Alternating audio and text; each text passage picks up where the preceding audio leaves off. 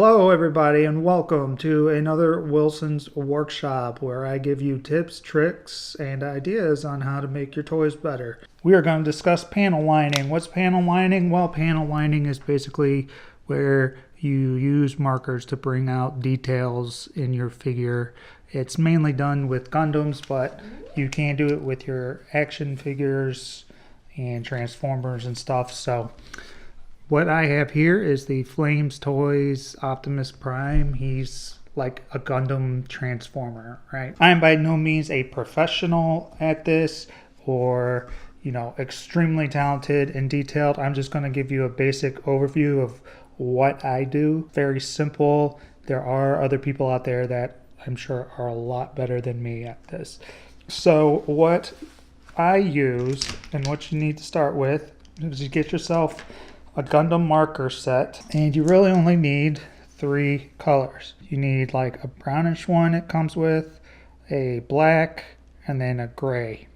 And the reason you get those 3 different colors is those colors work better on certain colors of plastic on your toy. So for example, you use your black on dark colors, so like probably Optimus is blue here, I'd be using it. The brown markers for your primary colors, like red, use them on yellows. I don't always like the way this one looks. We can try it out on Optimus though.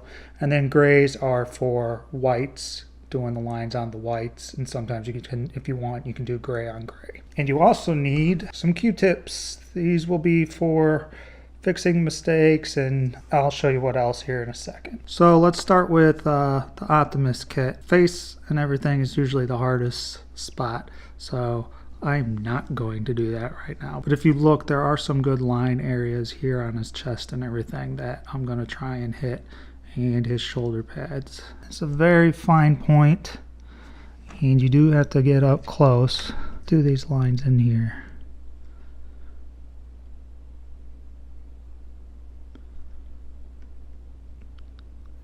Basically, you're just letting your pen kind of go against the lines on the toy or figure.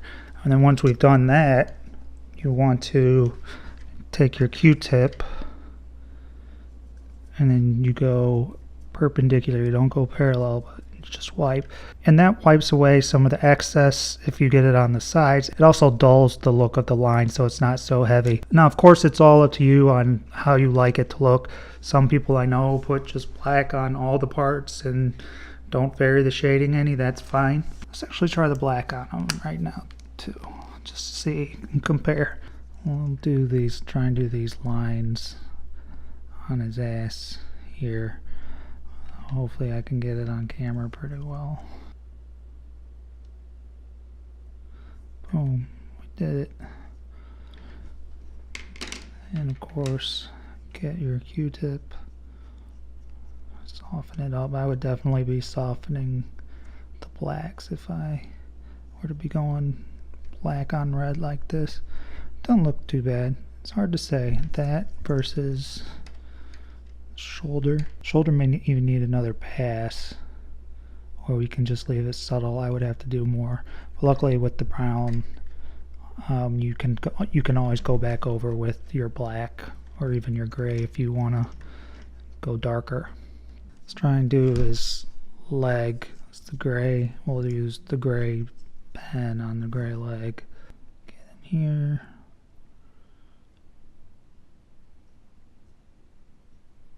Boom, just go straight down like that.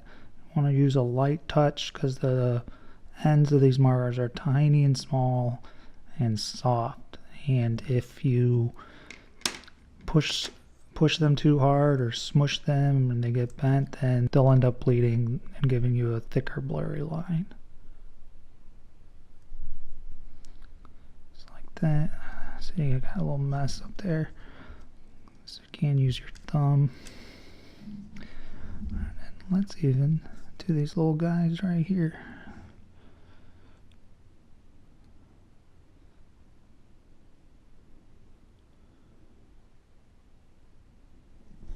Not bad. So I cleaned it up a little bit better. Those 2 tiny dots. So that's that. And that's for Gundam models and everything. I'll show you next what I do when I panel line my actual Transformer toys, because I go about just a tad differently. Alright, so when I'm doing my Transformers, I've done a decent amount. Usually Hasbro ones. I've done a couple of third-party ones.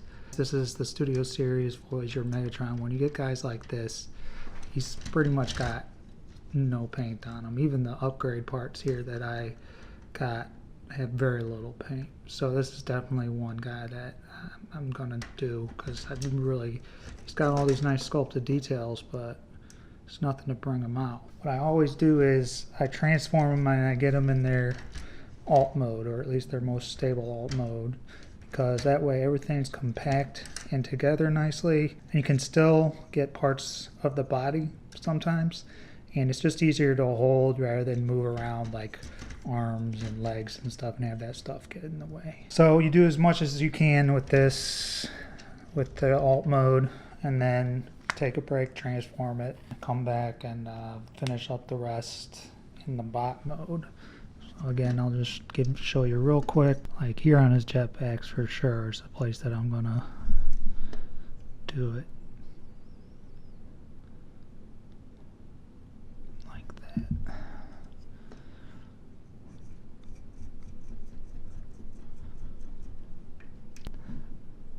You can see how that softened that line as opposed to when you first do it.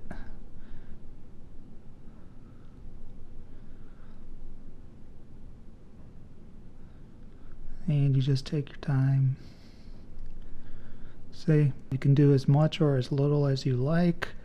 I suggest try and be careful of, this is an obvious area example, but sometimes try not to get lines that are just really cut lines confused with actual lines that need ink. And obviously for your first time, I would suggest not using a toy that you really care about. I would suggest practicing on something that has a good amount, but that if you screw it up badly, you still won't kind of care. I did my first panel lining on the Combiner Wars blades.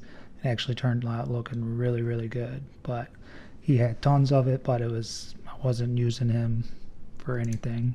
So if I messed him up, it was fine. He didn't need to go out. So I'm going to finish this guy up, and then I'll show you what he looks like when he's done. And so here he is, all done. I used the black all over just because it's made shadows. It's hard with the movie guys because they don't necessarily always have panels. So I found the black just made some good shadows and highlighted some areas, and it looks good on this copper part as well. So just take your time when you're doing it. Let the pen just glide along the lines. Just keep practicing and even try different techniques of your own and experiment a little bit. And if you've got examples, feel free to go ahead and share. So I hope you enjoyed this video, maybe learned something. And if you've got any other advice to share with me as well, please do. And thank you very much from the bottom of our hearts for contributing on Patreon and allowing us to make this content for you. And until next time, thanks, and here's some shots of before and after.